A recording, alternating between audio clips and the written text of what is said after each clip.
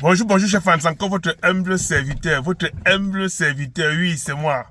Diaspora Information, les amis. En Chine, il y a une catégorie de Camerounais qui se sont noyés dans l'escroquerie et dans l'arnaque. C'est-à-dire que les Camerounais, certains Camerounais de Chine, faites attention quand vous avez en Chine. Certains transitaires de cargo en Chine. Voilà une jeune sœur qui a perdu 31 millions de francs CFA dans le cargo. 31 millions de francs CFA. Écoutez attentivement ma vidéo. Écoutez très bien cette vidéo. Écoutez et partagez massivement la vidéo pour ceux qui veulent aller en Chine. Pour ceux qui veulent aller en Chine. Pour ceux qui ont l'esprit du commerce. Pour ceux qui veulent aller en Chine. Faites attention. Certains Camerounais en Chine sont installés juste pour arnaquer leurs propres frères. Eux-mêmes, ils sont sans papier. Parfois, mais ils ont pris des Chinoises. Ils vous arnaquent avec la Chinoise. Ils mangent ensemble là-bas. Sachant que là, ils ne courent aucun risque. Les Africains qui sont en Chine, surtout la communauté camerounaise, faites attention, ne faites confiance à personne.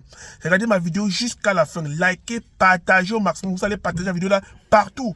Afin que beaucoup d'Africains ne tombent pas dans ce piège ici. Même vous qui êtes en Europe, qui faites la ligne de la Chine, faites attention. Faites attention de vous faire avoir. Vous allez vous faire avoir. Voilà ma vidéo que je mets en ligne comme ça pour vous aider. Avant, vous allez venir m'insulter en commentaire alors que moi je vous aide. Je vous sors du piège, de l'arnaque et du vol. Regardez la vidéo jusqu'à la fin. N'oubliez pas de laisser un commentaire, de liker, de partager la vidéo partout, dans tous vos groupes.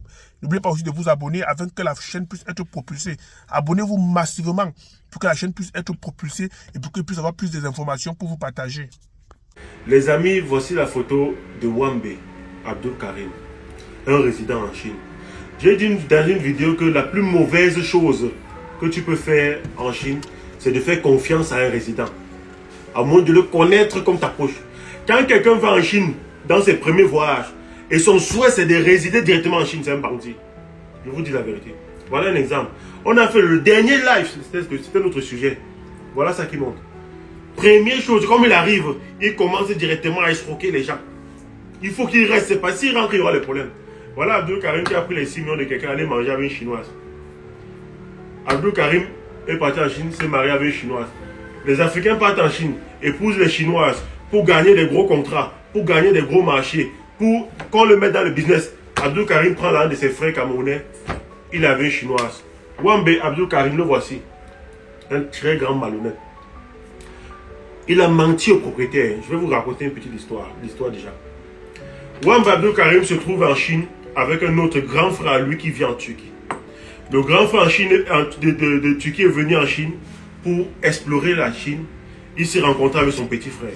Il a pris la maison, il a mis son petit frère. Il a dit, petit frère, reste ici. Comme moi je suis plus en Turquie, tous les marchés qui concernent la Chine, je vais te donner. Et c'est comme ça qu'il a mis en relation avec son meilleur partenaire d'affaires qui fait des affaires longtemps avec lui en Turquie. Ils ont fait les activités. Wambe reçoit l'argent, les millions du partenaire camerounais. Wambe va à l'usine, filmer la machine tout, une machine de 7 millions. Wambe avance sur ses 2 millions. Wambe cale le reste de 5 millions. Il cale l'argent.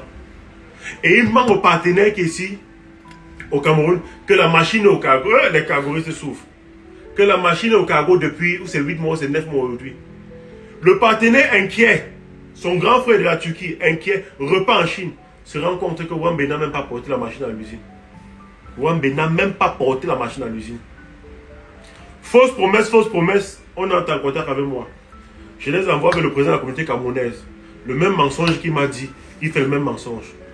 Wambe n'a plus l'argent. Wambe vit la vie du poulet en Chine. Les amis, faites attention à ce gars. On va le publier et on va continuer à faire les lives sur lui. Je crois qu'on doit pouvoir tous ensemble discréditer les gens qui sont en Chine, qui gâtent le nom des agents de Soucine, qui font leur métier avec cœur. Merci. D'aller mettre ça chez Aziz Cargo. Je suis allé chez Aziz Cargo, j'ai chargé mes marchandises. Mais je vais recommencer encore l'histoire. Nous avons pour piquer ici, qui allait en Chine en avril passé. Je crois que ça fait aujourd'hui 1 an et quelques qu'elle était en Chine. Elle est allée avec un montant de 31 bâtons. Elle a acheté ses marchandises. Et on lui a conseillé Aziz Cargo. Comme débutant, je dis toujours, il ne faut pas mettre tous ses œufs dans le même panier. Elle a compris que non, c'est un vieux transité et tout. Elle allait mettre ses 31 bâtons là-bas. Elle a téléchargé l'application comme ça se fait. Elle a suivi son colis pas à pas. pas à pas. Et jusqu'à un moment où l'application lui a montré que le colis est arrivé à Douala.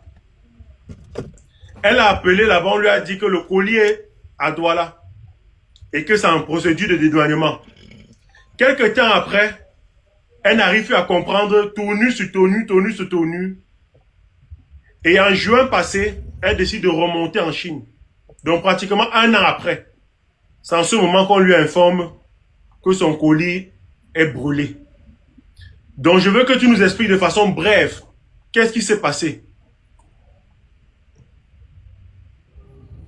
Oui. Bonsoir à tous. Je suis allée en Chine en avril 2024. J'ai acheté ma marchandise. Je suis montée avec plus de 31K bâtons. J'ai acheté ma marchandise et on m'a conseillé d'aller mettre ça chez Aziz Cargo. Je suis allée chez Aziz Cargo, j'ai chargé mes marchandises. Ça a donné 5 colis, 5 cartons. J'ai laissé la marchandise, je suis rentrée au Cameroun.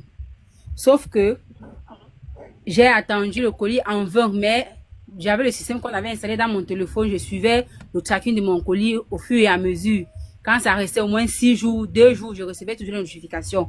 Après, j'ai reçu un message que c'est entré en dédouanement. J'ai appelé, ils m'ont dit que c'est entré. Bon, maintenant, pour aller payer, il fallait que j'aille me rassurer que c'est ça. J'arrive au cargo, je demande, on dit que non, mon colis n'est pas, mon conteneur n'est pas entré, que sûrement c'est encore en mai.